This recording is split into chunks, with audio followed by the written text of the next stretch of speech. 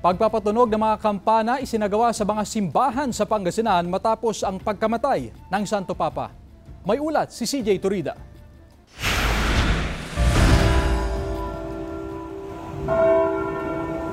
Dahan-dahan na pinatunog ang mga kampana ng iba't ibang simbahang Katolika, isang lumang tradisyon na nangangahulugan sa pagpanaw ng Santo Papa, si Pope Francis.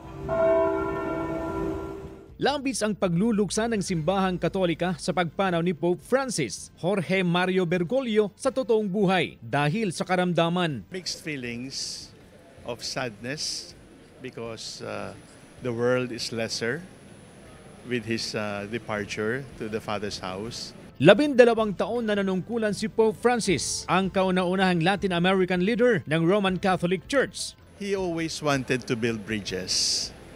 And the bridges are not only between conservatives and progressives. The bridges are also between believers and unbelievers, the lovers and the haters of God.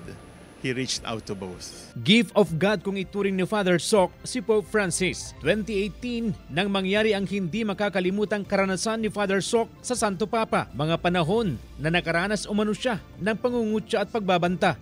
He assured me to keep guiding the people. You have to suffer for what you preach and teach, but do not get discouraged because this is part of our task. He encouraged me, he gave me a hug, and said, carry on. Sa pagpanaw ng Santo Papa, magkakaroon ng Archdiocesan Mass sa St. John the Evangelist Cathedral bukas, April 23, alas 3 ng hapon. Panalangin daw ng Arsobispo ang pagpapatuloy ng Diyos kay Pope Francis sa kanyang paraiso. We want to believe na yayakapin siya ng Diyos pagdating sa kabilang buhay. Mahigpit na yakap para sa ating mga kababayan kasi pare-pareho tayong ulila.